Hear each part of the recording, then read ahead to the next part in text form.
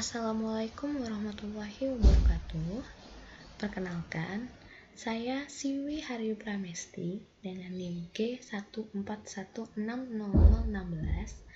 akan menyampaikan hasil penelitian saya yang berjudul Perbandingan Analisis Regresi Logistik dan Chart untuk Credit Scoring dengan Penanganan Kelas Tak Seimbang di bawah bimbingan Ibu Dr. Insinyur Indahwati dan Ibu Dr. Utami Diah Savitri SSI MSI. Adapun outline yang akan disampaikan adalah latar belakang yang menjadi awal adanya penelitian, tujuan penelitian, metode yang digunakan dalam penelitian, hasil dan pembahasan, dan yang terakhir kesimpulan. Menurut Undang-Undang Nomor 10 Tahun 1998, bank adalah suatu badan usaha yang menghimpun dan menyalurkan dana dari dan untuk masyarakat untuk meningkatkan taraf hidup masyarakat tersebut. Salah satu produk bank yang sering digunakan selain tabungan adalah kredit. Kredit adalah kesepakatan pinjam-meminjam antara bank dengan pihak lain. Salah satu jenis kredit yang cukup diminati adalah kredit tanpa anggunan atau yang biasa dikenal dengan KTA. Kredit tanpa anggunan adalah jenis kredit yang tidak membebankan calon debitur untuk mempersiapkan suatu jaminan. Tanpa adanya jaminan, maka risiko yang akan dihadapi bank semakin tinggi, sehingga diperlukan proses penilaian awal yang disebut dengan credit scoring. Credit scoring sendiri menggambarkan besar kemungkinan seorang debitur atau calon peminjam akan macet dalam pembayarannya. Pada dataset yang dimiliki bank, jumlah debitur lancar jauh lebih banyak daripada jumlah debitur macet, sehingga akan dilakukan SMOTE untuk penanganan kondisi kelas tak seimbang pada data tersebut. Menurut Guangli et al. Pada tahun 2011, dalam perkiraan churn kartu kredit regresi logistik menunjukkan hasil yang lebih baik daripada decision tree. Menurut Yule et al. Pada tahun 2012, pada model tingkat kelancaran pembayaran kredit, regresi logistik ordinal memperoleh nilai kesesuaian hasil prediksi sebesar 80,86%. Dan menurut Waluyo et al. Pada tahun 2015, dalam akurasi model chart lebih baik daripada regresi logistik biner. Sehingga tujuan dari penelitian ini ialah memperoleh model terbaik dalam mengklasifikasikan debitur kredit tanpa anggunan atau KTA dan mengetahui peubah berpengaruh dalam model tersebut. Pada penelitian ini, data yang digunakan adalah data debitur Bank X pada tahun 2017 yang berjumlah 5.199 dengan 1 peubah respon dan 12 peubah penjelas. Peubah-peubah tersebut ialah status, jenis kelamin, status pernikahan, pendidikan, bidang usaha pasangan, kepemilikan rumah, jumlah tanggungan, persentase pinjaman disetujui, usia, pendapatan, rasio cicilan dan pendapatan, dan yang terakhir status pekerjaan.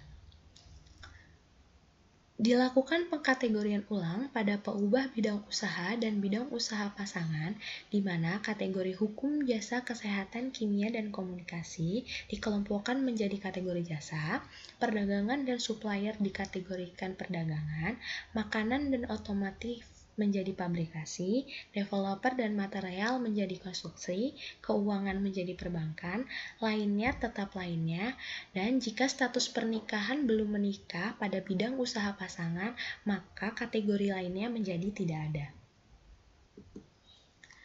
Prosedur analisis yang dilakukan, pertama dilakukan eksplorasi data, lalu pra-proses data, selanjutnya membagi data menjadi data latih dan data uji, SMOTE, dilakukan analisis regresi logistik dan chart, mengevaluasi model, menginterpretasi model, dan menyimpulkan hasil dari penelitian.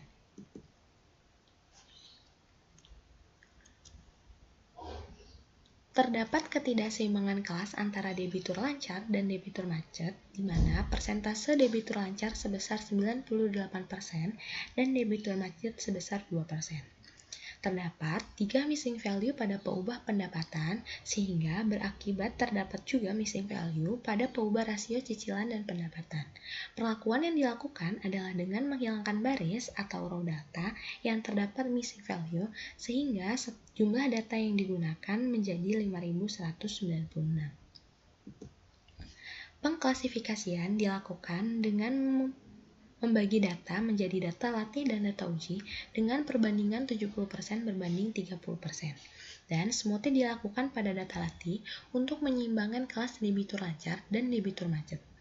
SMOTE dilakukan dengan 5 jenis persentase, yaitu SMOTE 1 untuk persentase 10%, SMOTE 2 20%, SMOTE 3 30%, SMOTE 4 40%, dan SMOTE 5 dengan 50%. Dengan hasil SMOTE dapat dilihat pada tabel.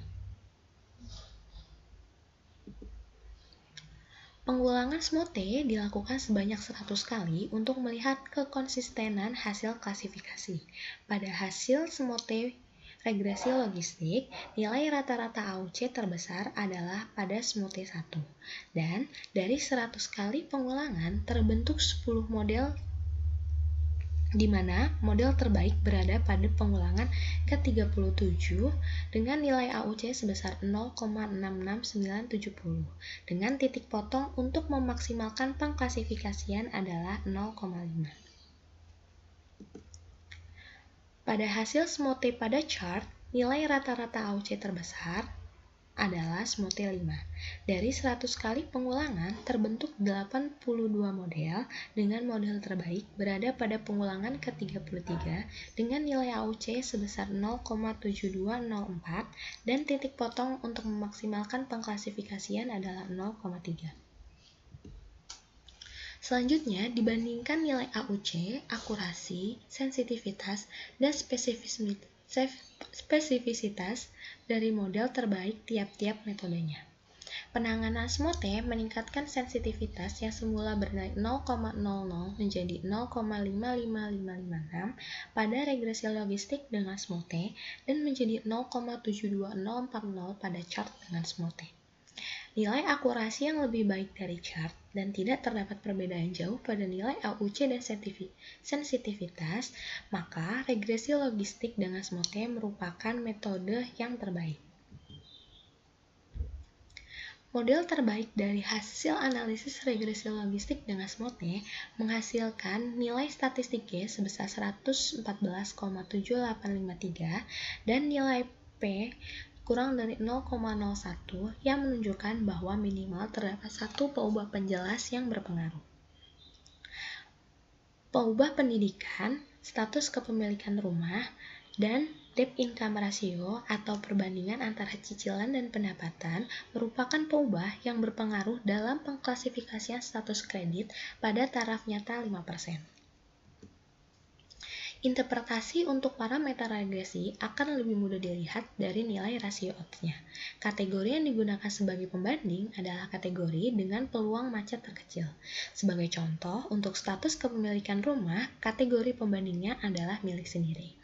Nilai rasio odds untuk sewa bulanan sebesar 5,4303 menggambarkan bahwa debitur dengan status kepemilikan rumah sewa bulanan memiliki kecenderungan 5,4303 kali lebih besar untuk dikategorikan sebagai debitur macet dibandingkan debitur dengan status kepemilikan rumah milik sendiri.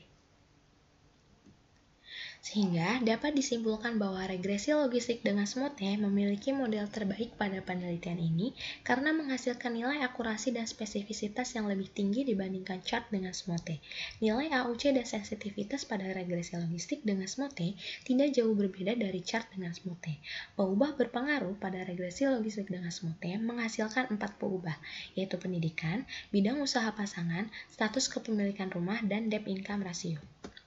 Berikut adalah daftar pustaka yang digunakan. Terima kasih.